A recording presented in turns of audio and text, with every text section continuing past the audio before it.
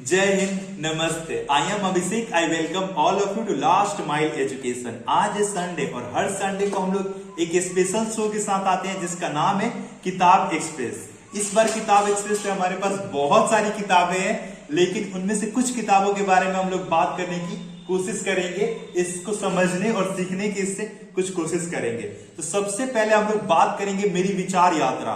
दो भाग में है, भाग 1 और भाग 2। जयप्रकाश नारायण के जो भी विचार हैं, जो भी थॉट्स हैं, उसको इसमें कंपाइल करने की कोशिश की गई है। इसके साथ साथ हमारे पास दो छोटी छोटी बुकलेट है, विलेज इंडस्ट्री और गांधी जी का जो भी थॉट्स था एजुकेशन को लेकर, उसको इसमें कंपाइल करने की कोशिश की गई है। तो दोनों के बारे में हम लोग बात करेंगे अभी। सबसे पहले हम लोग जयप्रकाश नारायण के बारे में जानते हैं, समझते हैं। इनके विचार यात्रा पर जाने के पहले हम लोग इनके जीवन यात्रा पे चलते हैं और इनके जीवन को समझते हैं। जयप्रकाश नारायण का जन्म होता है बिहार के एक छोटे से गांव सिताब दियरा में। आज वो गांव चला गया है उत्तर प्रदेश के बलिया डिस्ट्रिक्ट में। वहां हम अपने पिताजी के साथ गए थे घूमने के लिए 2017 में। उनका घर आज म्यूजियम के तहत है और बहुत ही सुंदर जगह है, आपको जानी चाहिए वहां पे घूमने के लिए। वहां पे आप बहुत सारी नई चीजों को देखोगे, सीखोगे, समझोगे और उनके जीवन को और करीब से देखोगे वहां पे अगर आप जाओगे तो। इनका जन्म होता है 11 अक्टूबर 1902 को सिताब दियरा गांव में। जब ये 8-9 साल के होते हैं तो पटना आ जाते हैं पढ़ने के लिए।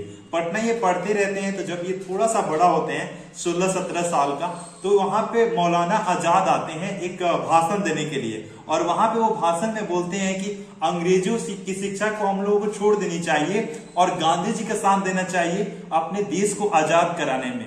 और वही ये भाषण सुनकर अपना स्कूल छोड़ देते हैं। जबकि 20 दिन बाद इनकी एग्जाम रहती है, फिर भी ये छोड़ देते हैं और गांधी जी के साथ जुड़ जाते हैं।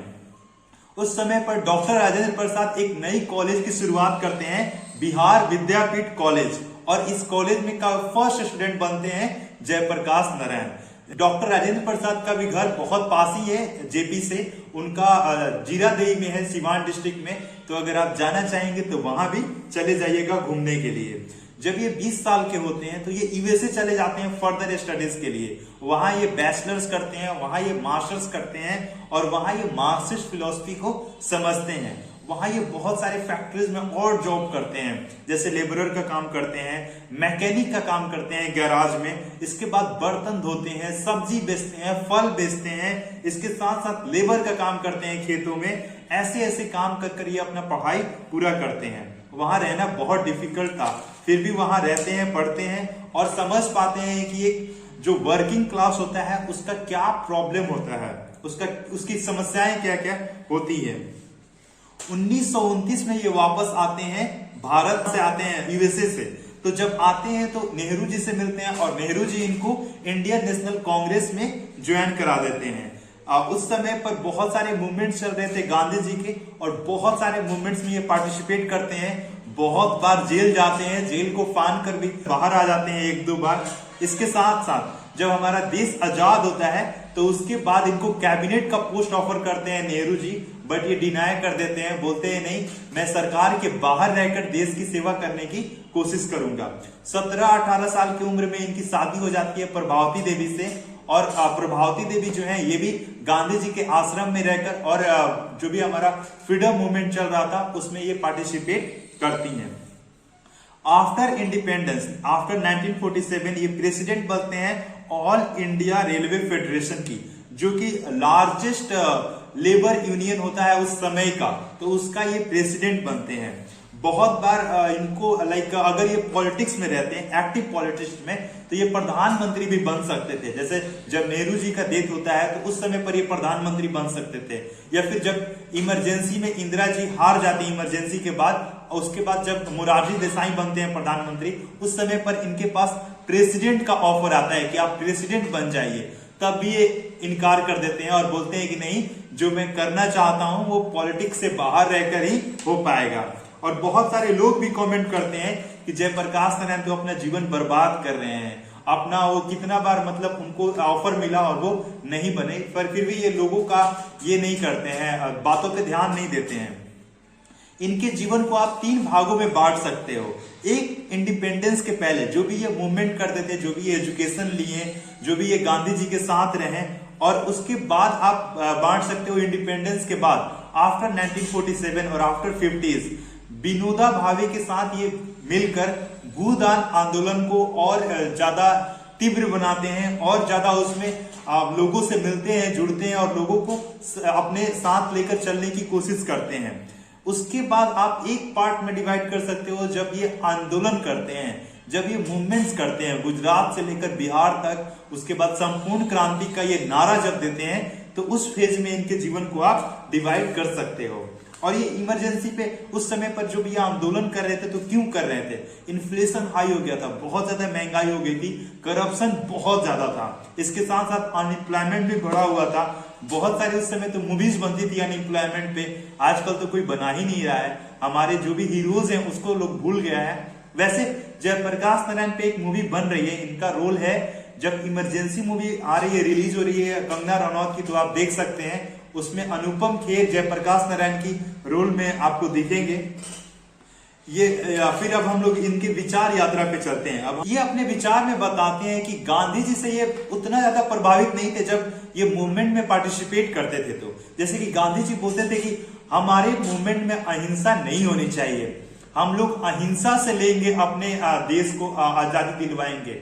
और जयप्रकाश नारायण सोचते थे कि हम लोग इतना बड़ा काम कर रहे हैं, अपने देश को आजाद करने की कोशिश कर रहे हैं, और आप बोल रहे हैं कि हिंसा नहीं होनी चाहिए, अहिंसा के रास्ते हो। तो उस समय ये बहुत सारे पॉइंट्स पे गांधी जी से डिसएग्री करते थे, और गांधी जी और सुभाष चंद्र बोस में जो भी अनबन था उसको ये सेटल कराने की कोशिश भी की है 1-2 बार, लेकिन ये सफलता नहीं प्राप्त की है। उस समय पर इनका सबसे अच्छा संबंध था जयप्रकाश नारायण का, जैसे कि नेहरू से भी, डॉक्टर राजेंद्र प्रसाद से भी, उसके बाद सुभाष चंद्र बोस से भी, गांधी जी से भी, और बहुत ज्यादा जो भी उस समय के लीडर थे सब के साथ इनका अच्छा संबंध था। फिर उसके बाद अपने अगला एक चैप्टर में बताते हैं कि मेरी ये कसक रह जाती है। कसक ये रह जाती है कि जब गांधी जी जिंदा रहते हैं उस समय हम गांधी जी के उतना ज्यादा सपोर्टर नहीं थे, थोड़ा बहुत किसी मुद्दे पर, किसी पॉइंट पर मैं विरोध भी किया करता था, लेकिन गांधी जी के मरने के बाद मैं तरसता था कि काश मैं गांधी जी को और ज्यादा समझ पाता, मैं गांधी जी के साथ समय कुछ बिता पाता। इसलिए क्योंकि जब ये संपूर्ण क्रांति करते हैं बिहार में, तब स्टूडेंट से बोलते हैं कि यहाँ पर हिंसा नहीं होनी चाहिए, हम लोग आंदोलन करेंगे अहिंसा से, कोई भी यहाँ पर हिंसा ना हो। और उस समय बताया जाता है कि एक सुई गिरने की आवाज गांधी मैदान में आ जाती थी, कोई आपस में बातचीत करता था, धीरे धीरे उसकी भी आवाज गूंजने लगती थी। इतना ज्यादा शांतिपूर्ण और थॉटफुल वो आंदोलन हुआ करता था जब जेपी आंदोलन करते थे। फिर उसके बाद बताते हैं गांधी के विचार से ये बहुत प्रभावित हुए, गांधी के कामों से ये बहुत प्रभावित हुए। जो स्वराज का नारा दिए थे गांधी जी, और जो गांवों को जिस तरीके से गांधी जी देखना चाहते थे, उससे ये बहुत ज्यादा प्रभावित हुए। और गांधी जी से प्रभावित होने के कारण ही विनोबा भावे से ये जुड़ पाए भूदान मूवमेंट में। गांवों में जो भी जमीन है, भूदान मूवमेंट क्या था?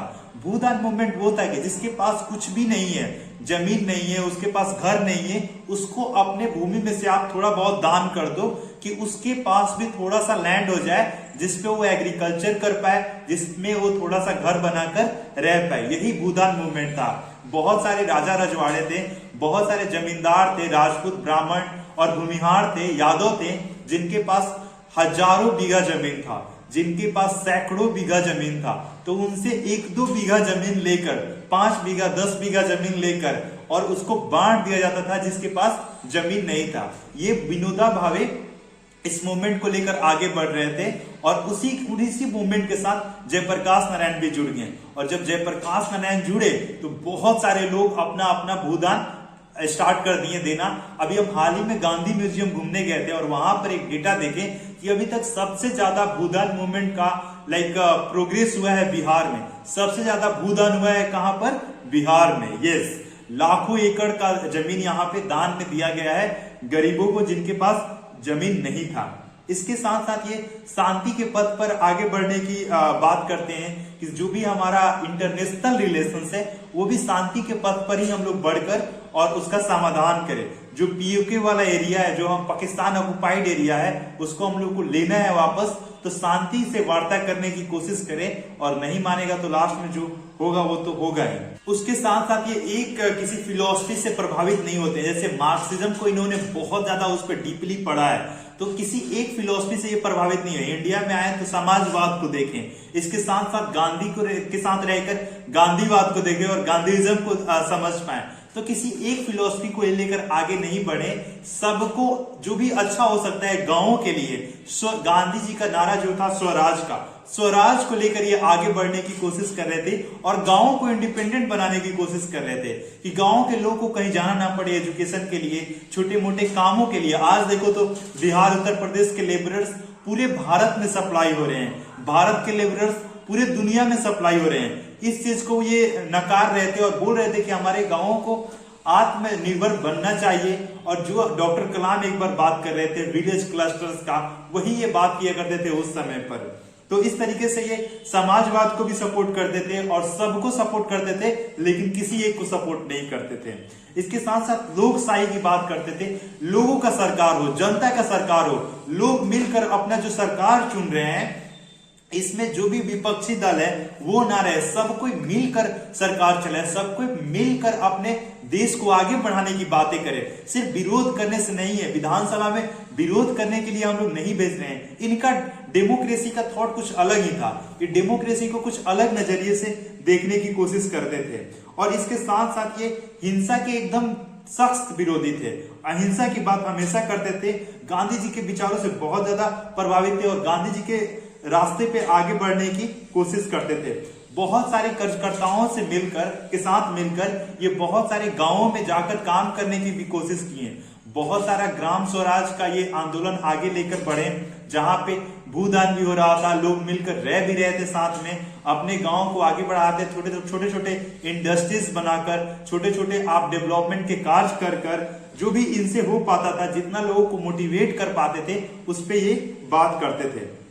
इसके साथ साथ चंबल में कुछ बागियां थे, जो भी चंबल आज भी हम लोग जानते हैं बागियों के लिए, वहां बहुत बड़े बड़े डकैट्स रहते हैं। तो उनमें से कुछ लोगों का ये समर्पण करा पाए थे, 400 से 500 लोगों का ये समर्पण करा पाए थे सरकार के सामने। सरकार से बोले कि जितना कम से कम इनको दंड देना हो सके उतना कम से कम दीजिएगा, क्योंकि ये लोग अपने से आए हैं, आगे बढ़े हैं, समाज को अपने आप को समर्पित कर दिए समाज के लिए, और बहुत सारे लोगों को ये रास्ता दिखाने की कोशिश कर रहे थे। स्वस्थ लोकतंत्र की बात हमेशा करते थे और उसके बाद बहुत सारा मूवमेंट किए, जो कि पार्ट 2 में हमारे पास है। पाकिस्तान टूटकर बांग्लादेश बना था, तो उस समय ये इंदिरा जी को सपोर्ट कर रहे थे, इंदिरा जी के साथ खड़े थे। लेकिन बाद में ये देखे कि ये तो तानाशाही करने लगी, अपने से रूल चलाने लगी, जो मनसू करने लगी, करप्शन बढ़ गया, इन्फ्लेशन बढ़ गया है, और इसके साथ साथ बहुत ज्यादा अनएम्प्लॉयमेंट बढ़ गया है, बेरोजगार लड़के घूम रहे हैं, कुछ किसी के पास करने के लिए नहीं है। तो फिर ये छोटे छोटे मूवमेंट करने लगे, गुजरात में गए, वहां नौ निर्माण मूवमेंट किए। इसके बाद ये बिहार में है, बिहार के स्टूडेंट्स इनसे रिक्वेस्ट करने लगे कि आपको हम लोगों को लीड करना होगा। कुछ बच्चों की मांग थी यूनिवर्सिटीज के सामने और सरकार के सामने, और वो पूरा नहीं कर रही थी। तो उसी को ये प्रोटेस्ट बड़ा बनते गया और लास्ट में ये नारा दे दिए संपूर्ण क्रांति।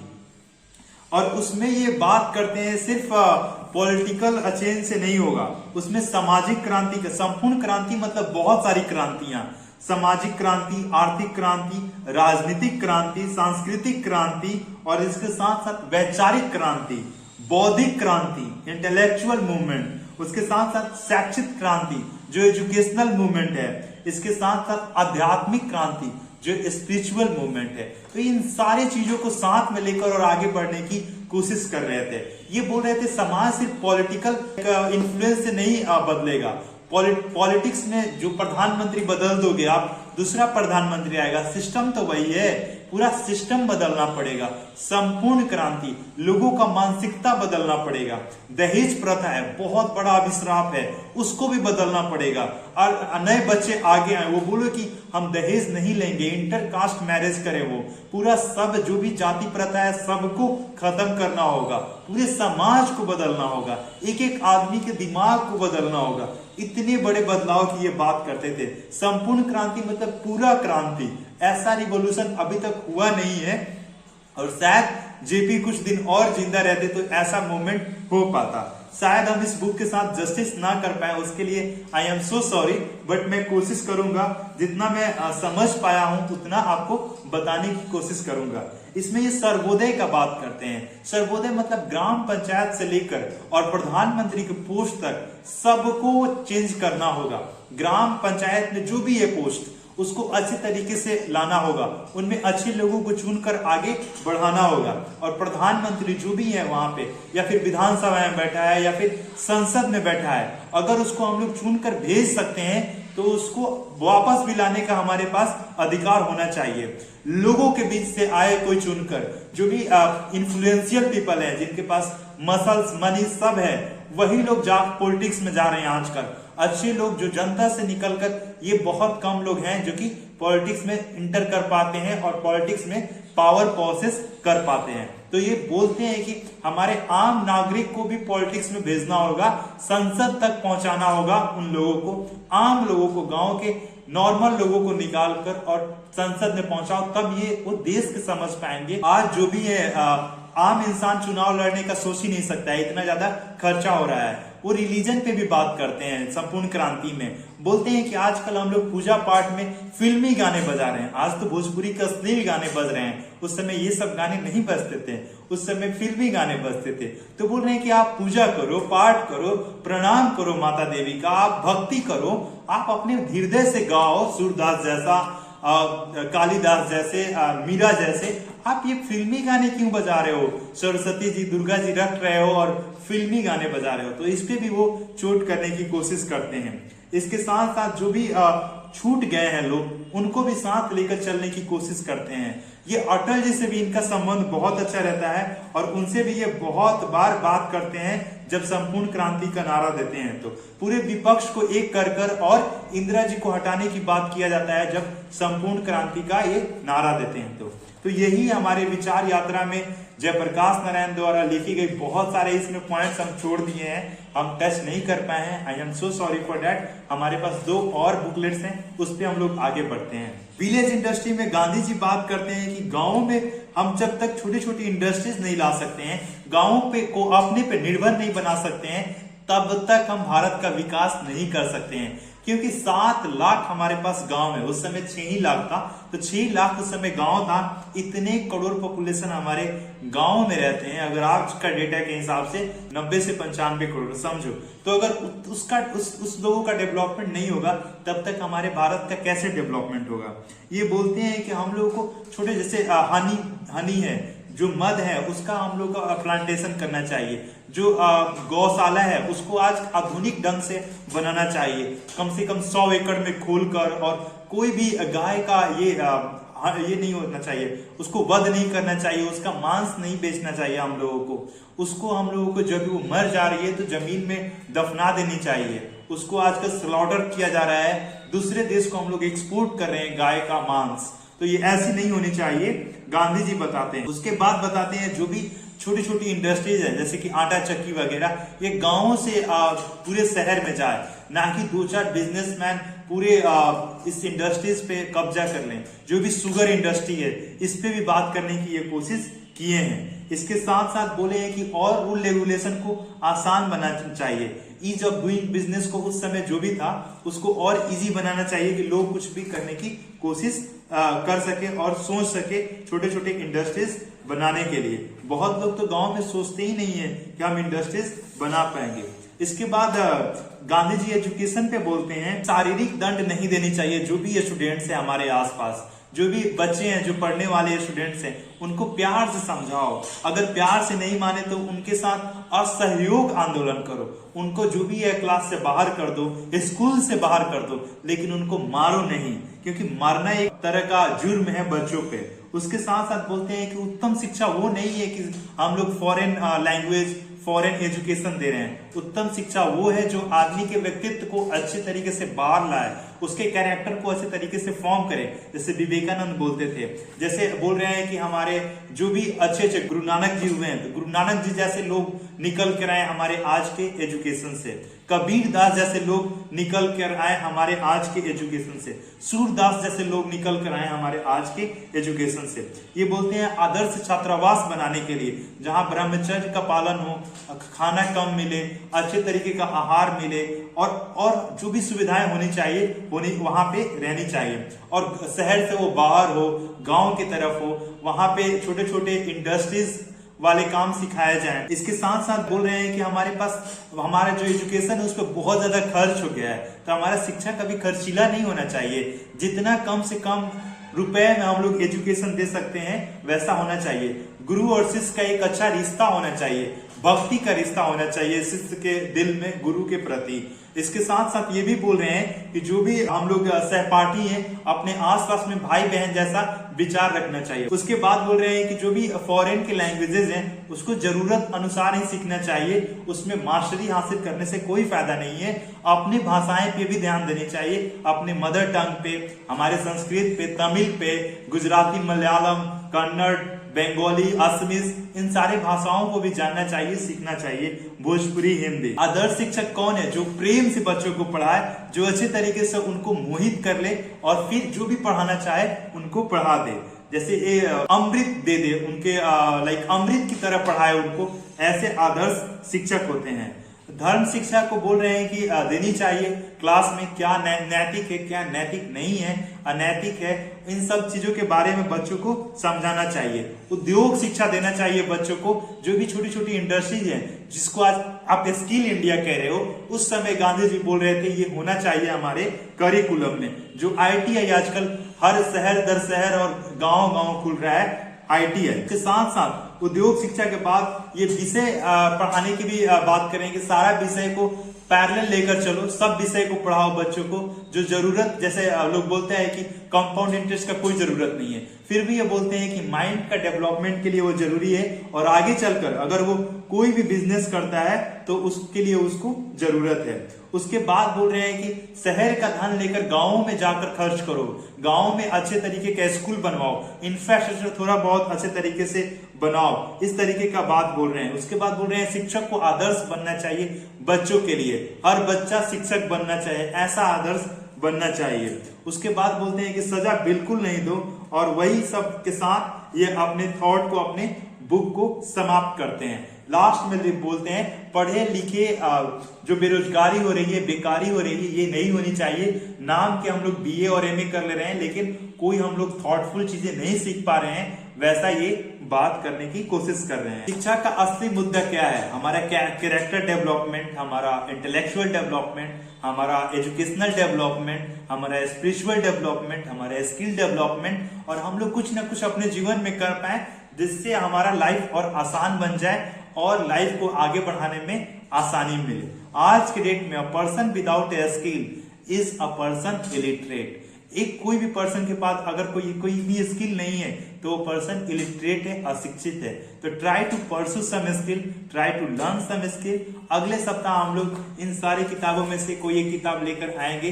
तब तक के लिए जय हिंद, जय भारत।